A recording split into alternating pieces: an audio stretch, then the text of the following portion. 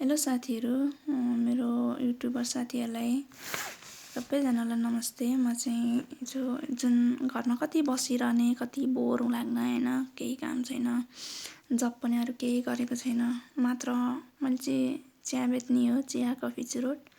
त्यो पनि के भयो भने आज चाहिँ हामी चिया बचिरहेको थिएँ, प्लस मैले क्लास पनि लिइरहेको थिएँ होइन। म लेखिरहेको थिएँ, टक्क गाडी आयो। गाडी आएर चाहिँ के भन्यो भने तिमीहरू पढे लेखेको मान्छेले यसरी चिया बेच्न मिल्छ भनेर मलाई चाहिँ एउटा नगर प्रहरी सोध्यो। मलाई अचम्म लाग्यो।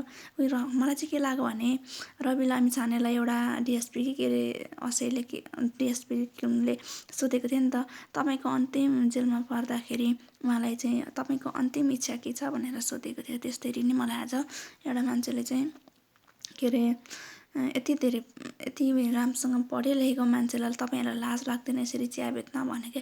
अरे बाबा, मैले त चिया बेचेको हो, चोरेर खाएको त होइन नि, मैले लाजमा नलाइन र। हामी जस्तो मान्छेहरू बेरोजगार धेरै छौँ होइन, म जस्तो धेरै छौँ। अब हामीले चाहिँ के गर्ने त? अब चिया बेच्दा पनि हामीलाई नगर प्रहरी आउने, समात्ने, लाने होइन। अनि प्लस मेरो आज 2टा थर्मस पनि लगिदिएको छ, नगर प्रहरीले लगिदियो। यसरी पब्लिकमा चिया बेच्न पाइँदैन भनेको छ होला उनीहरूको नियममा, तर यो यसरी गर्न चाहिँ नहुने हो। कति धेरै मान्छेलाई भ्रष्टाचार गरेको छ, तस्कर गरेको छ, चोरी डकैती छ होइन। हामीले त अरे चोर राखेको त होइन नि त, हामीले त मेहनत गरेर आफैले थोरै लगानीमा आफैले चिया बेचेको हो क्या। इज्जत साथ कमाएर खाएको हो। केही गर्दा पनि हाम्रो नेपालमा चाहिँ छैन होइन। भोलिका दिनहरूमा हामीले प्लान गर्ने विदेश नै हो। आखिर नेपालमा बसेर हामीले केही गर्न सक्छौँ जस्तो मलाई लागिसकेन होइन। आज धेरै नै मलाई मन दुखेको छ। यो जुन नगर प्रहरीले गरेको बालेन भन्छन् होइन।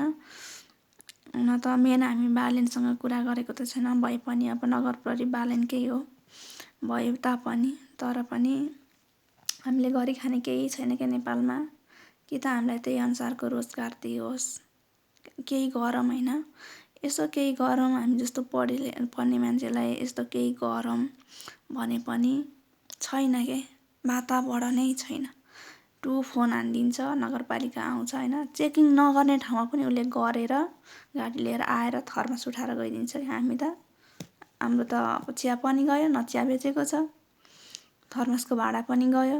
हामी जस्तो गरिब दुखीले गर्ने चाहिँ के त? यो सबै साथीहरूले सेयर, लाइक, सब्सक्राइब गरेर कमेन्ट पनि गर्नुहोस् र संसारभर फिजाइदिनुहोस् है त।